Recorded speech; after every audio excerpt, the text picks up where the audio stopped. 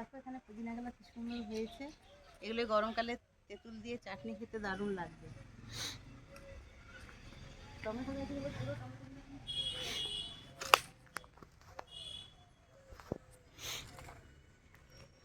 টমেটোগুলো পুরো পেকে যাচ্ছে, কালকে তুলে নিতে হবে, নাহলে সব নষ্ট হয়ে যাবে।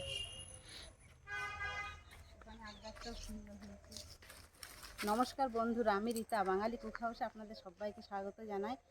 আর আপনাদের কাছে আমার একটা অনুরোধ রইল পুরো ভিডিওটা দেখার জন্য। তো আমি আজকে যে রেসিপিটা বানাবো তার জন্য আমার কারি পাতার দরকার, ওই জন্য আমি কারি পাতা আমার বাগানে তুলতে চলে এসেছি। এই যে আমার ছোট্ট কারি পাতার গাছ, এই রেসিপিটা তো অনেকটাই কারি পাতা লাগবে।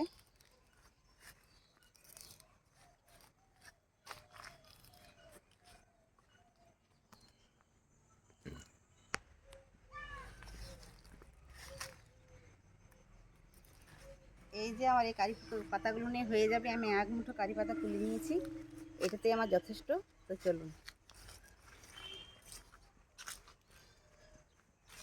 এই যে আমি বাগান থেকে কারি পাতাগুলো তুলে নিয়ে চলে এসেছি।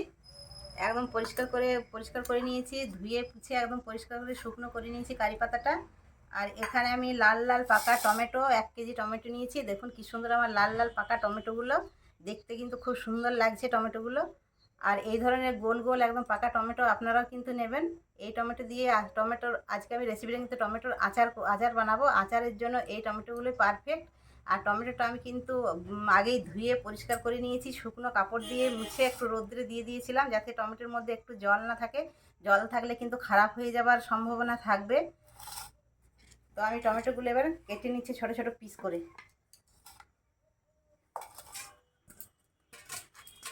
এই বাটিগুলো আমার কিন্তু একদম শুকনো, জলের একটু অংশ নেই, জল থাকলে কিন্তু নষ্ট হয়ে যাবার ভয় থাকবে। এইভাবে ছোট ছোট পিস করে নিয়েছি আমি, এইভাবে কেটে নেব। আর এইখানটা কেটে বাদ দিয়ে দেবো এই জায়গাটা।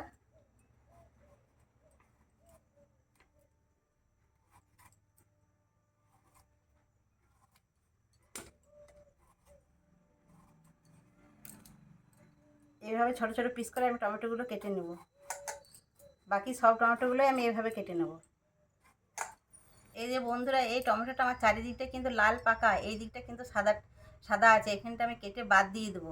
আর এই টমেটোগুলো আচারের জন্য কিন্তু একদম গলগলে টমেটো হলে চলবে না, অথচ পাকা থাকবে, কিন্তু টমেটোটা একটু শক্ত থাকবে, তাহলে আচারটা কিন্তু ভালো হবে।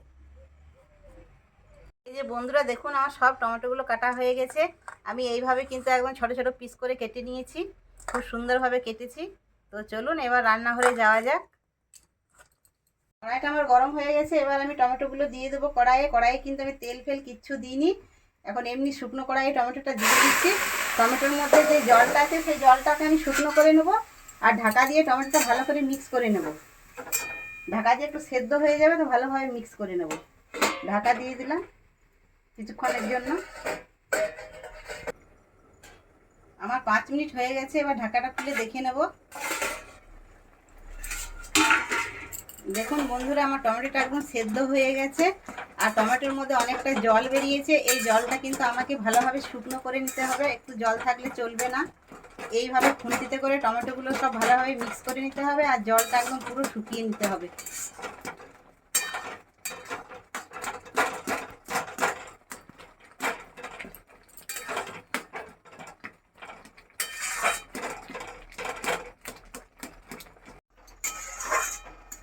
এই যে দেখুন, টমেটোর জলটা আমার কিন্তু পুরো মরে গেছে, একদম সব জলটাই আমি কিন্তু মেরে নিয়েছি নেড়ে নেড়ে।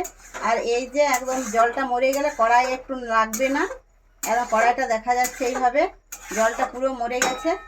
আর আমি একটা হাতা নিয়ে নিয়েছি, হাতাতে করে ভালোভাবে এভাবে ঘুরিয়ে ঘুরিয়ে কিছু গোটা অংশ থাকে সেগুলো ভালো করে আমি মিক্স করে নেব একসঙ্গে। আর আজকে যদি আমার এই রেসিপিটা আপনাদের ভালো লাগে তাহলে কিন্তু একটা লাইক করবেন, আর পাশের বন্ধুদের বেশি বেশি করে শেয়ার করে দেবেন। আমি গ্যাসটা অফ করে দিচ্ছি, কিছুক্ষণ এইভাবে নেড়ে নেব।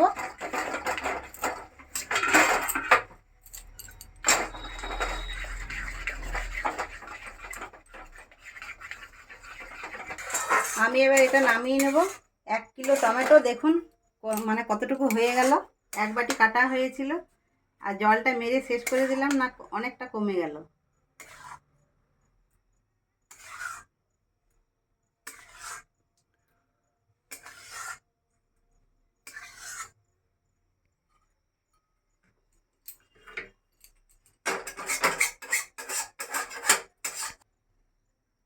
এই যে আমার টমেটোর এটা হয়ে গেছে, আমি এক সাইডে এটা নামিয়ে রেখে নেব।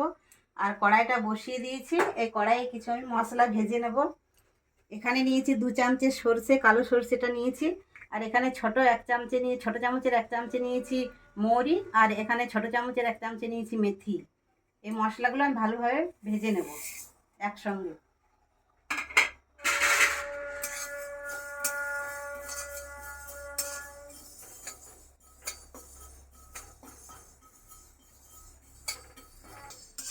আমার মশলাগুলো ভাজা হয়ে গেছে, এবার আমি নামিয়ে নেব।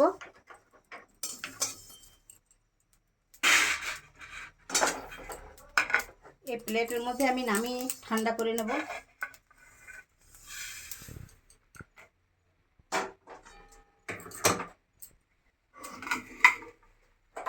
গরম হয়ে গেছে, কড়াইয়ের মধ্যে আমি এই তেলটা দিয়ে দিচ্ছি। এই আচারে কিন্তু অনেকটা পরিমাণে তেল লাগবে।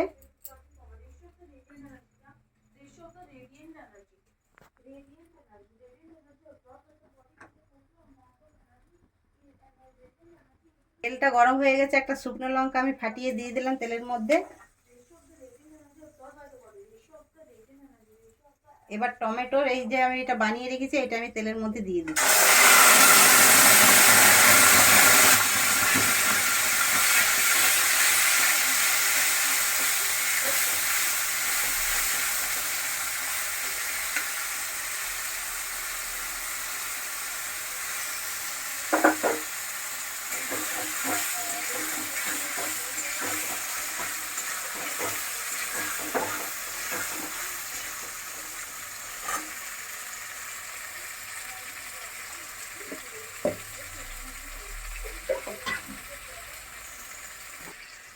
এখানে লবণ দিয়ে নিচ্ছি স্বাদ মতো।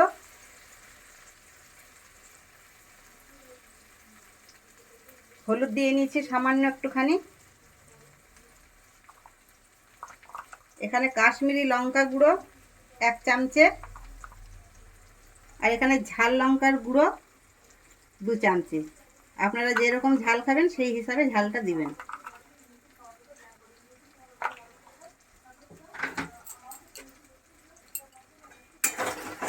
আমি এখানে তেঁতুলের পেস্ট করে রেখেছি, এই তেঁতুলটা আমি দিয়ে দেব। এখানে আমি 50 গ্রাম মতো, 1 কিলো টমেটোতে 50 গ্রাম মতো তেঁতুল নিয়েছি।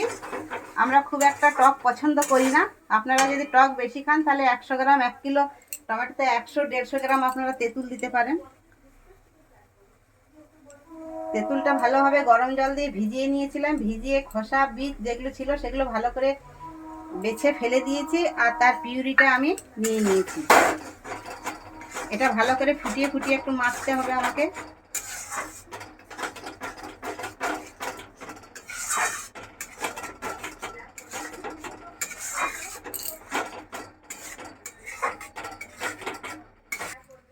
এই আচারে আমি একটুখানি হিং দিয়ে নেবো। হিংটা অবশ্যই আপনারা দেবেন।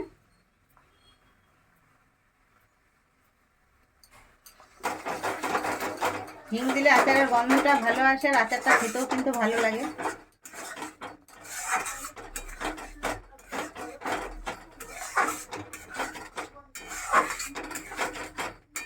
এই আচারটা কিন্তু টক মিষ্টি ঝাল হবে। আমি এখানে কিন্তু মিষ্টি দিচ্ছি। আমি এখানে বাতাসা নিয়ে নিয়েছি 50 গ্রাম মতো। আপনারা চাইলে গুড় কিংবা চিনি দিতে পারেন। আর মিষ্টি যদি অনেকেরই পছন্দ থাকে না, পছন্দ যদি না থাকে তাহলে মিষ্টিটা আপনারা নাও দিতে পারেন। তা আমি এখানে মিষ্টি দিচ্ছি, কেননা আমার পরিবারের সকলে মিষ্টিটাই পছন্দ করে। টক মিষ্টি ঝালের সঙ্গে টক টক টক নুনের সঙ্গে একটু যদি মিষ্টি ভাব না থাকে তাহলে কিন্তু খেতে একেবারেই আচারটা ভালো লাগবে। আর এখানে যে আমি ভাজা মশলাটা ভেজে রেখেছি, এটা আমি শিলে গুঁড়ো করে নেব।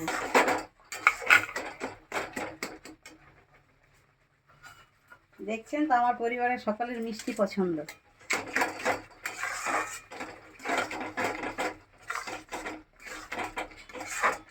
আর এখানে যে মশলাটা ভেজে রেখেছি সেই মশলাটা আমি এই শিলনোড়াতে গুঁড়ো করে নেব। শিলটা আগে আমি ধুয়ে পরিষ্কার করে নিয়েছি। পরিষ্কার করে জলটা পুরো শুকনো করে নিয়েছি। আর খুব মিহি করবো না, আধ ভাঙা করবো। আচারে কিন্তু খুব মিহি করে মশলা দিলে ভালো লাগে না খেতে, মশলাগুলো একটু মুখের মধ্যে লাগবে, তাহলে ভালো লাগবে খেতে।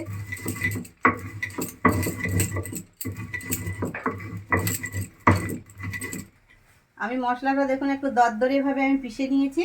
এবার আমি আচারের মধ্যে মশলাটা দিয়ে দেবো। এই মশলাটা দিলে কিন্তু আচারে খুব সুন্দর একটা গন্ধ ছাড়ে, খেতেও কিন্তু খুব ভালো লাগে।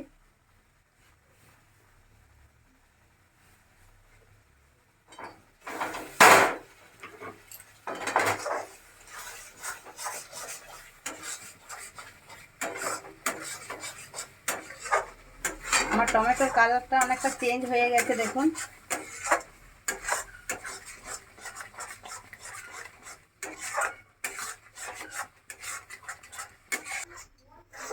আমার আচার একদম তৈরি হয়ে গেছে, দেখুন কি সুন্দর আমার কালারটা একবারে চেঞ্জ হয়ে গেছে। এবার আমি এটা নামিয়ে নেব, নামিয়ে ঠান্ডা করে নেব।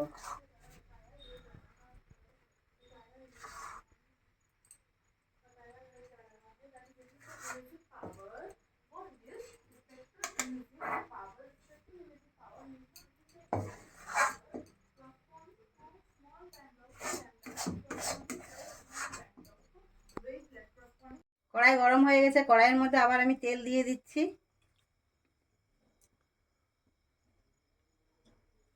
এই আচারে যত বেশি তেল দিবেন তত আচারটা খেতে ভালো লাগবে আর অনেক দিন পর্যন্ত থাকবে।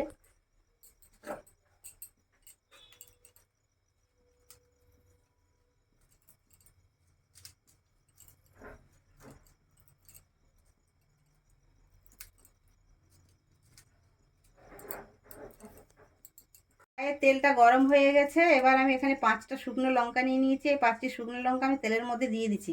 আর আমি এই আচারটা কিন্তু পুরো সর্ষের তেল দিয়েই বানালাম।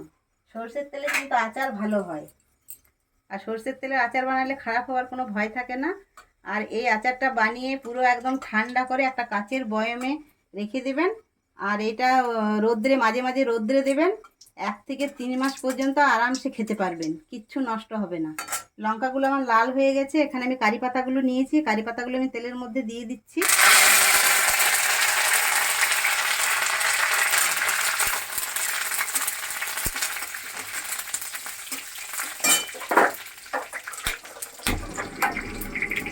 শুকনো চামচে, যাতে চামচে না একটু জল থাকে, জল কিন্তু পেলেই আচার নষ্ট হয়ে যাওয়ার ভয় থাকে। আমার কারি পাতা আর শুকনো লঙ্কা একদম ভালোভাবে ভাজা হয়ে গেছে, একটা খুব সুন্দর গন্ধ বেরিয়েছে।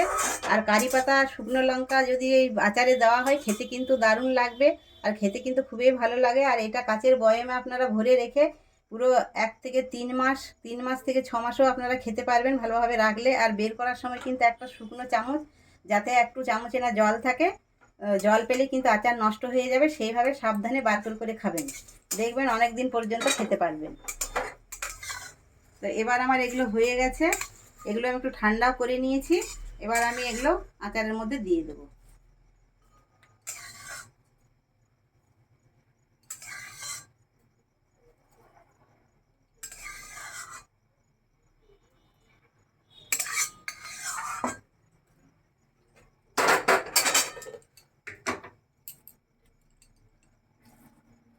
এটা এইভাবে একটু নেড়ে নিতে হবে।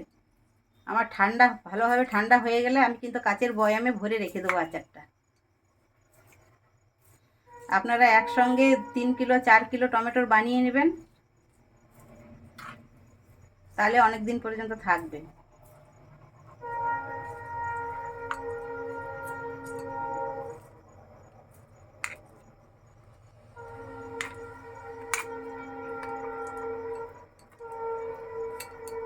টমেটোর আচার একবারে রেডি হয়ে গেছে, একদম পারফেক্টভাবে তৈরি হয়ে গেছে।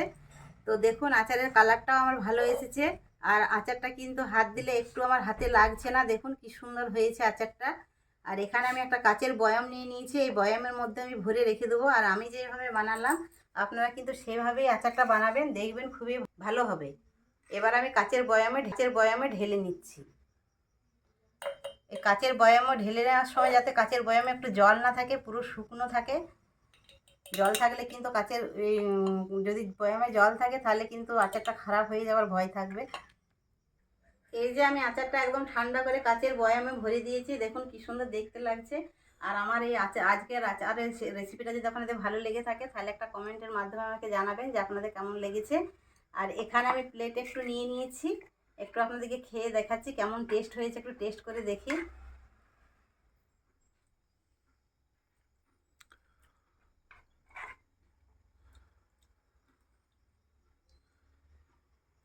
বন্ধুরা দারুণ হয়েছে, কি বলবো আপনাদেরকে, এত টেস্টি এত সুন্দর খেতে হয়েছে।